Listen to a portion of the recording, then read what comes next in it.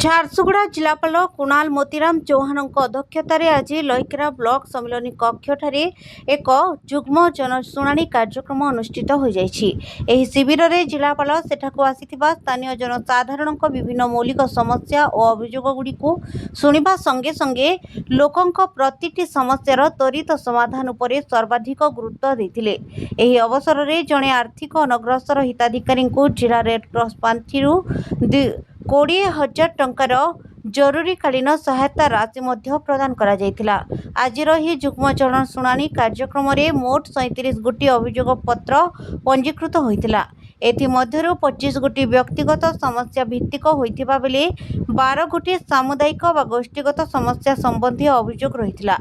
ଶିବିରରେ ମୁଖ୍ୟତଃ ସ୍ଥାନୀୟ ବିଦ୍ୟାଳୟ ଓ ଅଙ୍ଗନବାଡ଼ି କେନ୍ଦ୍ରର ପରିଚାଳନା, ପ୍ରଧାନମନ୍ତ୍ରୀ ଆବାସ ଯୋଜନାରେ ସାମିଲ, ବିଭିନ୍ନ ଅଞ୍ଚଳର ଜମିଜମା ସମ୍ବନ୍ଧୀୟ ବିବାଦ, ପାନୀୟ ଜଳ ସମସ୍ୟା, ଚାଷୀମାନଙ୍କର ବିଭିନ୍ନ ସମସ୍ୟା ଓ ଗ୍ରାମୀଣ ରାସ୍ତା ନିର୍ମାଣ ଆଦି ସମ୍ପର୍କିତ ଅଭିଯୋଗ ଆସିଥିଲା।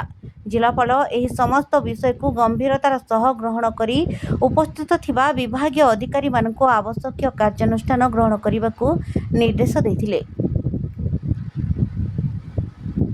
ସମସ୍ତ ବକେୟା ପଡ଼ିଥିବା କାର୍ଯ୍ୟକୁ ଏକ ନିର୍ଦ୍ଦିଷ୍ଟ ସମୟସୀମା ମଧ୍ୟରେ ଶେଷ କରିବାକୁ ସେ ଅଧିକାରୀମାନଙ୍କୁ କହିବା ସହ ଲୋକଙ୍କ ସମସ୍ୟାମୂଳକ କାର୍ଯ୍ୟରେ କୌଣସି ପ୍ରକାରର ଅବହେଳା ବରଦାସ୍ତ କରାଯିବ ନାହିଁ ଏବଂ ସମ୍ପୃକ୍ତ ଅଧିକାରୀଙ୍କ ବିରୋଧରେ କାର୍ଯ୍ୟାନୁଷ୍ଠାନ ଗ୍ରହଣ କରାଯିବ ବୋଲି ଚେତାବନୀ ଦେଇଛନ୍ତି।